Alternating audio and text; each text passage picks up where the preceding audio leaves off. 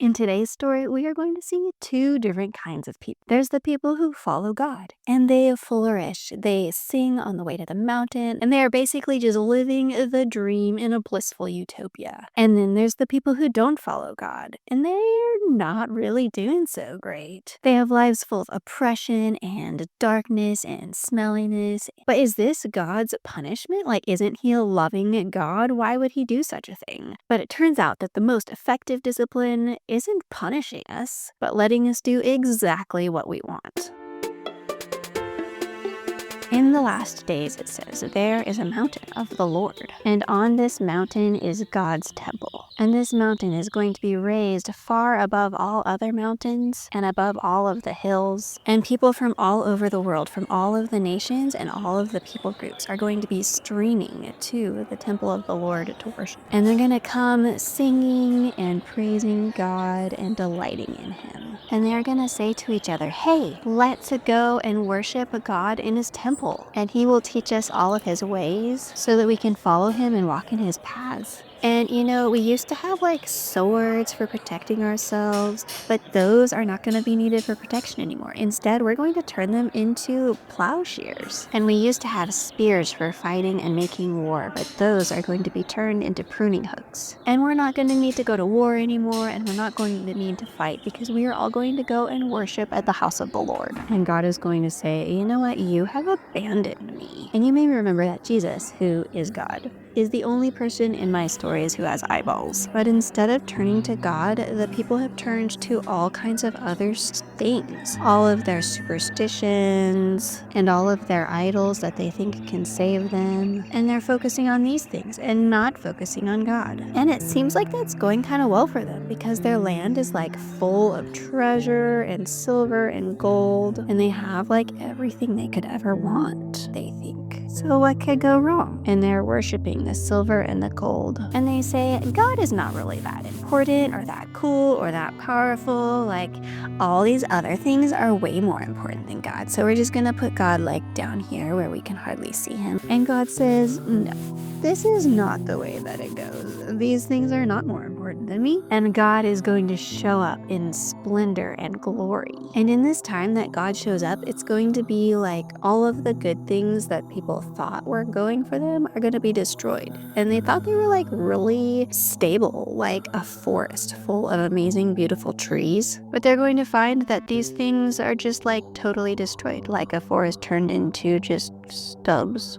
That's been totally demolished. And the people are going to be humbled, and instead of worshiping their idols and their superstitions and their treasures, they are going to run into the caves and they are going to flee and hide from God. And all of these things that they used to be worshiping, they're just going to be left, and the rats and the bats are going to come and take them. And God says, stop trusting in man. See how weak and little they are that they run into the hills and hide when God shows up? Instead, trust in me, he says, because I am the one who has all the good things for you.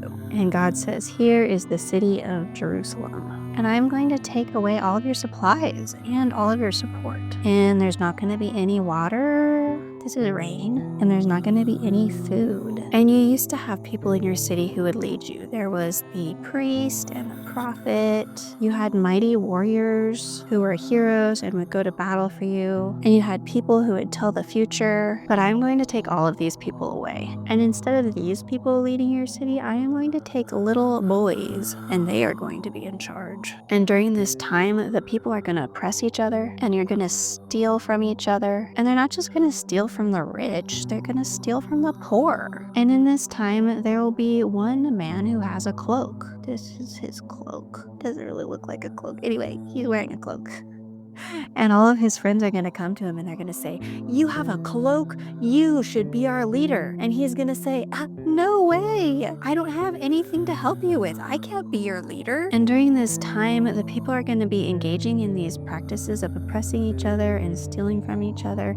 And they're going to love it, and they're going to be proud of it. And they're going to go around showing these things to everyone, saying, aren't we so cool? We're the best at oppressing each other and stealing from the poor. And this is disaster that is on them. And it's disaster that they've brought on themselves, and more disaster is coming for them.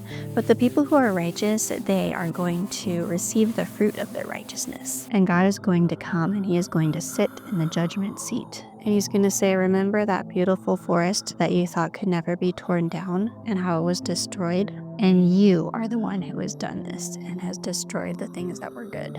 I told you the way to live, but you didn't follow my ways. And there's women in the land, and they have so many beautiful things. They have bracelets and jewelry and earrings. They go around flirting with everybody and making themselves important instead of trying to help people follow God. God is not going to allow this. Instead, he's going to turn these women into kind of nightmarish creatures. They're gonna be bald. They're gonna have painful sores. They're gonna be smelly. And God takes great care to list all of the things they're going to lose. He says, you're not gonna have your bangles anymore. You're not gonna have your finery anymore. You're not gonna have your necklaces. You're not gonna have your earrings. You're not gonna have your bracelets, or your headdresses, or your scarves, or your fine cloaks, or your rings. And you're not gonna have your bottles of perfume, and you're not gonna have your purses, or your tiaras, or your shawls. But you're gonna be smelly and stinky, and instead of fine clothes, you're just gonna have a rope. And instead of beautiful hair, you're gonna be bald. And speaking about the men used to be mighty warriors, but they are going to be killed by the sword. And in that day, there's going to be 7 of these women, and they're going to go to a man, and they're going to say, hey, we are full of disgrace and shame, and we want you to be our husband. We want you to just give us your name. We don't need you to feed us. We don't need you to give us clothes. We are just so desperate. We're willing to do anything and just to be called by your name.